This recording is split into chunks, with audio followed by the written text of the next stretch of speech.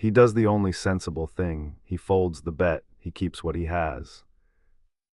A coin would have paid him to play. He paid instead to stay still. You have done this, not at a table, in a brokerage account, in a salary negotiation, in a marriage of convenience to a job you outgrew years ago. You have called it prudence. Today we give it its real name.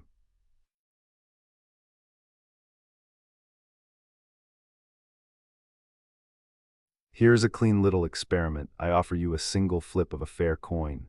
Heads, I pay you $150. Tails, you pay me 100. Pause on the mathematics. The odds are even. The reward is larger than the risk. A cold machine would take this bet every time it was offered forever and grow rich on the difference. And yet, when this is put to ordinary people, clever people, careful people, most decline. They will not risk 100 to win 150. The number you would need to dangle before them is closer to 200, sometimes more, before the bet feels fair.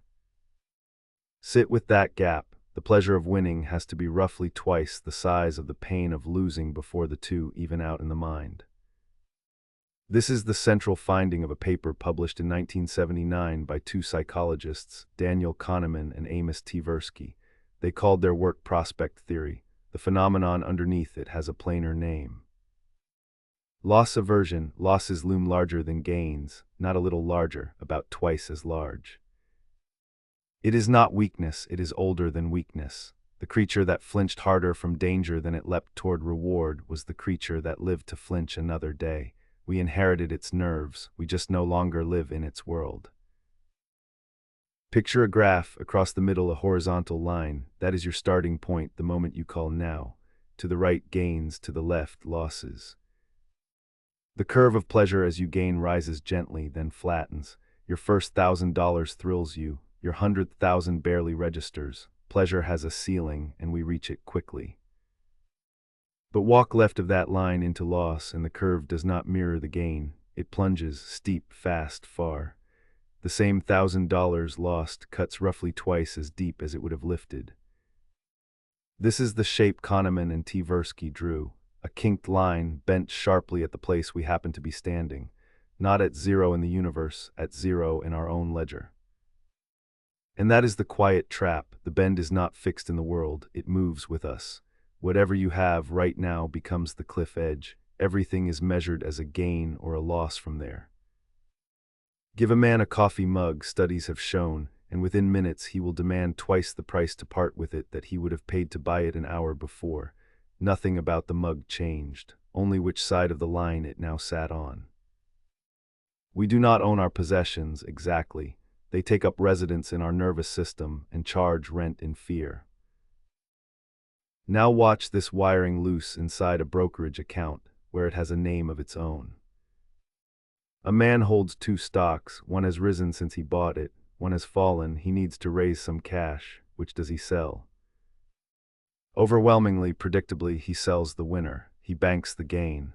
It feels like wisdom locking in a victory, taking money off the table. And he keeps the loser. He tells himself it will come back. He is not wrong to hope. He is wrong about why he is hoping. Because selling the loser would force him to do the one thing the wiring screams against, to realize the loss. To turn a number on a screen, still soft, still deniable, into a fact. A loss on paper is a possibility. A loss sold is a verdict. Economists call this the disposition effect.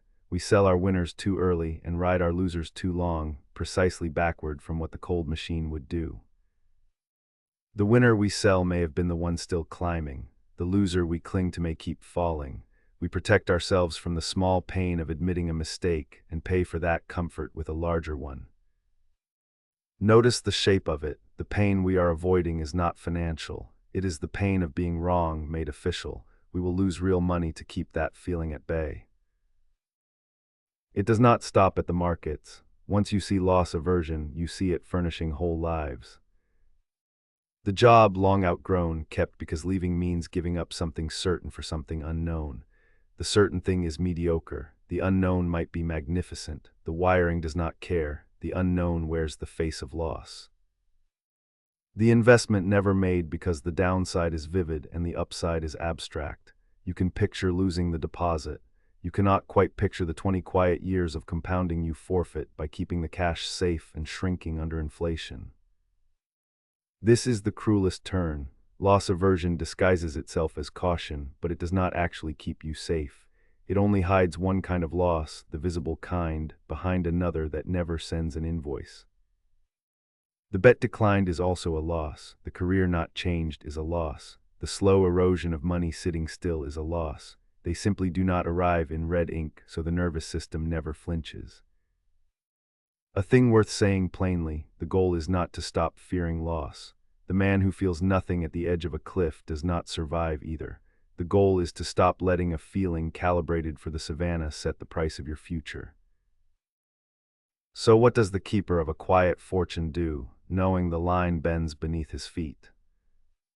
He learns first to distrust the word safe when it arrives too easily. He asks whether he is protecting his capital or only protecting his comfort. They are not the same, and the second one is expensive. He judges a decision by its odds and its sums, not by how the loss would feel in the moment of taking it. He knows the feeling is real and roughly twice too loud. He turns the volume down by hand. And he asks the question that dissolves the trap. If I did not already own this stock, this job, this position, would I choose it today, fresh, at this price? If the answer is no, then keeping it is not caution. It is the disposition effect, wearing the robes of patience. If you want to go further, Kahneman set all of this down, gently and at length, in a book called Thinking, Fast and Slow.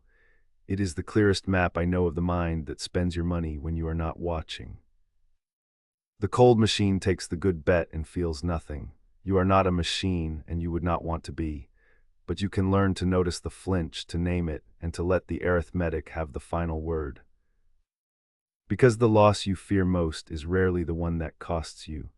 The loss that costs you is the life you decline, one careful no at a time, to avoid a pain that was only ever twice its real size. Wealth is not what you have, it's what you no longer need to chase. Until next time.